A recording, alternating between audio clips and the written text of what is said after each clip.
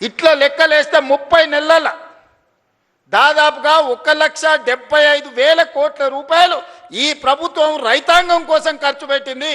సరాసరి ప్రతి నెల 6,000 కోట్ల రూపాయలు రైతుల కోసం మేం ఖర్చు పెడితే మీరు 2,500 కోట్ల రూపాయలు కూడా ఖర్చు పెట్టలేరు.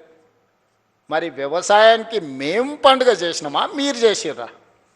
ఇలా ఊర్లలో తిరిగి ఈరోజు రైతులను క్షమించే సభ పెట్టమని తాటి చెట్టు లెక్క అయ్యాడు కానీ తలకాయ లేనట్టుంది చెప్తా ఉన్నాడు. చెట్టులు ఎక్కువ ఎరిగితే సరిపోదు, అందులో ఆవగించనంత గుజ్జు ఉండాలని పెద్దలు చెప్పారు. అందుకే ఇవ్వాల ఏ విషయంలో అయినా మీరు చర్చకు సిద్ధమా, వస్తాడా అసెంబ్లీకి?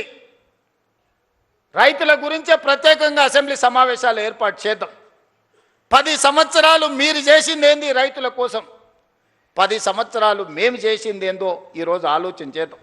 సాగునీటి ప్రాజెక్టులు, కాళేశ్వరం పేరు మీద గోదావరి నదీ జలాలతోని ఉత్తర తెలంగాణను సస్యశ్యామలం చేస్తా, రంగారెడ్డి జిల్లా వరకు తీసుకొస్తని 1,50,000 కోట్ల రూపాయల అంచనాతోని గోదావరి నదీ జలాల మీద కాళేశ్వరానికే 1,02,000 కోట్ల రూపాయలు కాంట్రాక్టర్లకు చెల్లిస్తే 3 ఏళ్ల కాళేశ్వరం కట్టుడు, 3 ఏళ్ల కాళేశ్వరం కూలుడు మీరే కడుతురి, మీరే కూలగొడుతురి.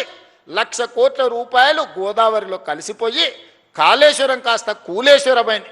అంతకుముందు ఏ ఊర్లో ఎవరు కష్టపడి ఒడ్లు పండించుకున్నా, ఏ ఊర్లో ఎవరు మక్కలు పండించుకున్నా, ఏ ఊర్లో ఎవరు జొన్నలు పండించుకున్నా, ఏ ఊర్లో ఎవరు సద్దలు పండించుకున్నా, ఏది పండించుకున్నా కాళేశ్వరం నీళ్ళతోనే ఈ పంటలు పండినాయి అన్నారు. మరి 3 ఏళ్లలో మేము సుక్క నీరు తీసుకోలే, కుప్ప కూలిపోయింది కాళేశ్వరం. సంవత్సరానికి కేవలం ఒడ్ల గురించే నేను చెప్పదలుచుకున్నా, 2,88,00,000 మెట్రిక్ టన్నుల ఒడ్లు పండించి తెలంగాణ రైతాంగం తమ రక్తాన్ని చెమటగా మార్చి దేశంలోనే తెలంగాణ రాష్ట్రాన్ని నెంబర్ 1గా నిలబెట్టింది తెలంగాణ రైతాంగం కాదా? మా రైతు సోదరులు కష్టపడి రక్తాన్ని చెమటగా మార్చి పండించిన ఒడ్లు కాళేశ్వరం నీళ్ళతో పండించిరని కథలు చెప్తావు కదా చంద్రశేఖరరావు గారు. ఈ కాశీ మజిలీ కథలు ఎన్ని రోజులు చెప్తారు మీరు? ఎన్నిసార్లు మోసం చేస్తారు? అందరినీ అన్నిసార్లు ఎల్లకాలం మోసం చేయలేరు చంద్రశేఖరరావు గారు. అందుకే ప్రజలు ఆలోచన చేసిర్రు, 10 ఏళ్ళు అవకాశం ఇచ్చిర్రు, చెప్పిందల్లా నమ్మిర్రు. హరికథ చెప్పు, బుర్రకథ చెప్పు, ఏ కథ చెప్తే ఆ కథ నమ్మిర్రు. ఏదో చేస్తాడో చూద్దాం పెద్ద మనిషి అని. చివరికి అన్ని కథలు విన్న తర్వాత గొలుసులు తెచ్చి బంధించి బకాసూరుని తీసుకుపోయి ఫామ్ హౌస్లో గట్టేసిర్రు బయటకు వెళ్ళకుండా.